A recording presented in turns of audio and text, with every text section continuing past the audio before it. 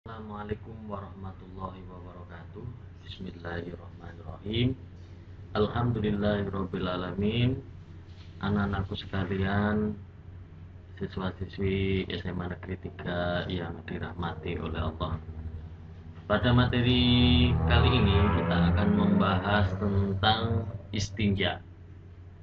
Apa itu istinja? Istinja kalau kita bahasakan dengan bahasa Indonesia adalah cebok. Bagaimanakah istinja yang benar? Ini kita akan menjelaskan materi ini insya Allah dengan baik.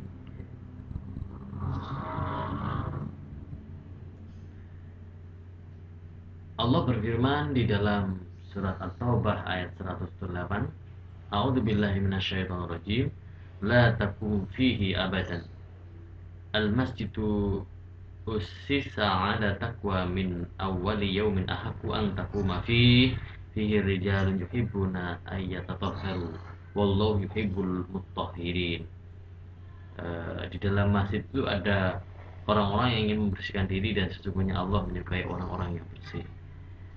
Konteks dari ayat ini adalah pada Allah memuji orang-orang di sekitar Masjid Kuba yang melakukan bersih diri sebelum mereka sholat, yakni ketika mereka itu buang hajat. Ketika mereka itu buang hajat, mereka membersihkan anusnya dengan batu dan air. Jadi ini yang kemudian ditanya oleh Rasulullah, apa yang dilakukan oleh mereka, kok sampai Allah memuji amalan atau perbuatan mereka. Nah, ini yang kemudian menjadi dasar tentang dalil kesunahan untuk beristinja.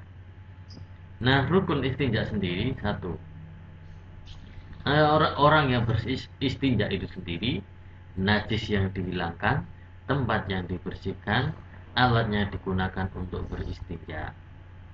Jadi orang yang dalam hal ini ketika ada orang yang buang hajat, nah terus kemudian apa yang dilakukan setelah buang hajat, maka najis dari buang hajat itu harus dihilangkan. Dan tempatnya di mana? Ya, tempat di pengeluaran istinja itu sendiri. Dan alat yang digunakan untuk beristinja, sebagaimana tadi sudah saya jelaskan, ada dua. Kalau menurut konteks hadis ini ada batu dan air. Tapi di zaman sekarang ini penggunaan batu tidak digunakan, tapi menggunakan air. Jadi apabila ada batu dan air, mana yang harus digunakan? Maka menggunakan air. Itu menurut para ulama itu lebih baik.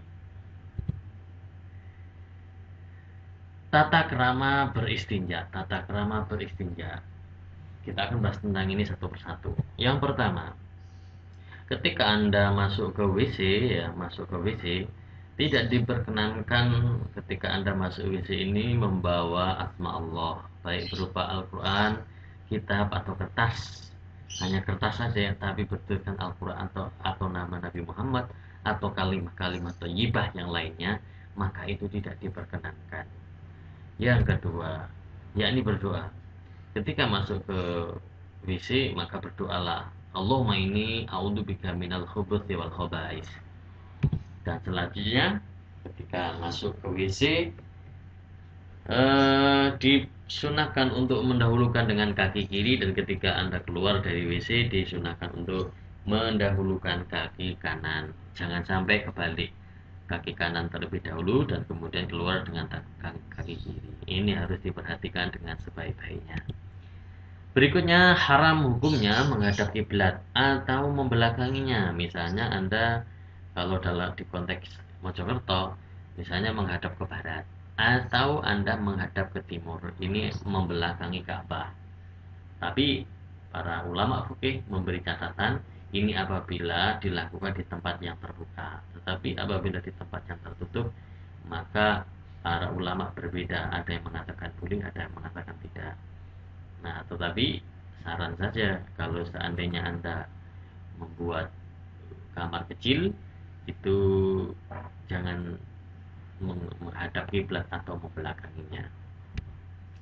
Berikutnya yakni makruh buang air di air yang tidak mengalir. Misalnya ada selokan yang ada airnya dan kemudian orang itu kebelet dan kemudian buang air di situ. Maka hukumnya makruh karena airnya itu tidak mengalir. Tentu ini akan mengotori dan menjadi kuman, menjadi virus bagi lingkungan sekitarnya.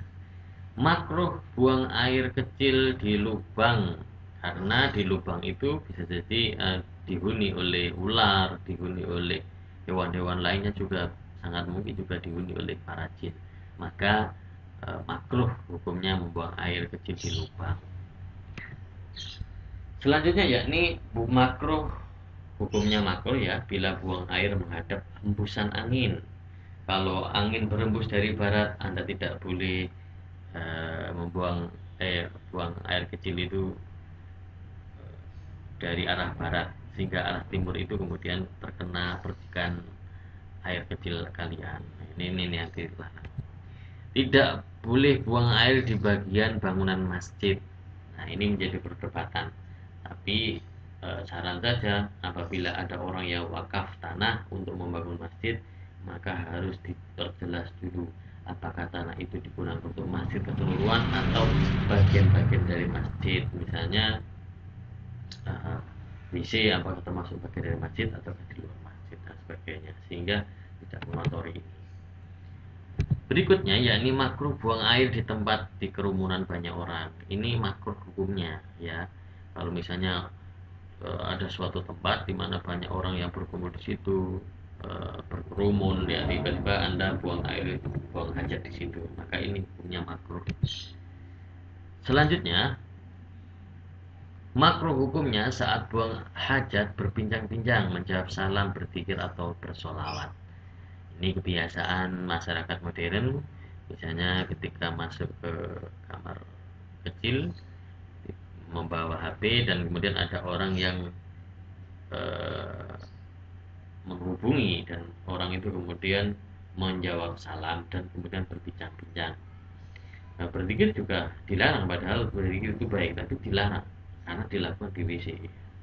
Ya, apalagi kalau misalnya orang yang sok islami, biasanya kalau di kamar kecil mereka nyanyi-nyanyi tapi kemudian diganti sholawatan, dan justru ketika bersolawatan itu malah dimakruhkan hukumnya.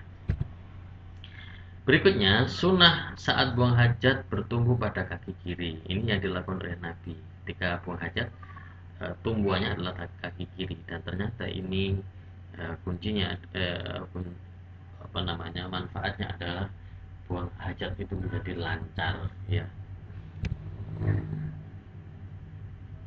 Ketika Anda cebok maka gunakan tangan kiri, jangan menggunakan tangan kanan. Kenapa? Karena ketika orang itu buang hajat dan masih ada sisa-sisanya itu kemudian kita bersihkan dengan istinja, maka itu banyak virusnya, maka menggunakan tangan kiri. Kalau tangan kanan biasanya dibuat untuk makanan. Kalau kemudian tangan kanan itu penuh dengan virus, maka ini akan tertular kepada makanan yang kita makan. Berikutnya, yakni disunahkan tidak melihat farji saat buat hajat. Jadi nggak usah lihat-lihat ya apa yang terjadi dengan farji atau dengan kelamin kita. Jadi lebih baik tidak usah melihatnya.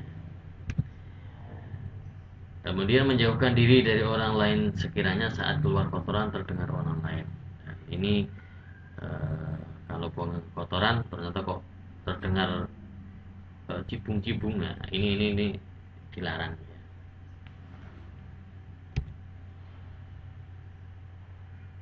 Ketika buang hajat pun dilarang bersiwak atau sikat gigi, gosok gigi ya. Dan juga termasuk buang ludah. Demikian tata krama tentang istinja. Selanjutnya kita akan bahas tentang hikmah kencing sambil berjongkok. Jadi memang disunahkan ketika kencing itu berjongkok, tidak berdiri ya, karena ketika berjongkok maka satu manfaatnya adalah mencegah percikan air. Jadi banyak di hadis diterangkan banyak orang yang terkena siksa kubur dikarenakan dia tidak berhati-hati saat membuang air, sehingga percikannya itu mengotori pakaiannya, dan dari kasus itu kemudian sholatnya tidak diterima karena terkena najis. Karenanya berhati-hati dengan berjongkok, maka seseorang itu akan terhindar dari percikan air kencingnya. Aurat lebih tertutup sesuai adat dan kesopanan, memaksimalkan penekanan dan pengerutan otot terhadap usus dan kandung kemih sehingga memudahkan keluarnya tinja dan angin, dan penuntasan sisa air kencing dengan penekanan ringan pada penis dan perdahan. Jadi ketika seseorang kencing sambil berjongkok, maka dia akan tuntas mengeluarkan sisa air kencing, ya, mengeluarkan sisa air kencing. Nah, bagaimana cara menuntaskan sisa air kencing itu? Yakni dengan menekan ujung penis, ya, menekan ujung penis 3 kali, ya, 3 kali, dan kemudian dilanjutkan dengan berdam biar keluar semuanya. Karena kalau orang itu keluar secara maksimal pengeluarannya, maka dia akan terhindar dari penyakit prostat. Saya punya teman yang terkena penyakit prostat dan dia menganjurkan kepada saya untuk pipis sambil jongkok, karena itu adalah penuntasan yang sempurna. Dan orang-orang yang terkena prostat kebanyakan adalah ia tidak tuntas air kencingnya. Sekian, terima kasih. Kita lanjutkan pada materi berikutnya. Thank you. God bless you. Allah merahmati kalian. Assalamualaikum warahmatullahi wabarakatuh.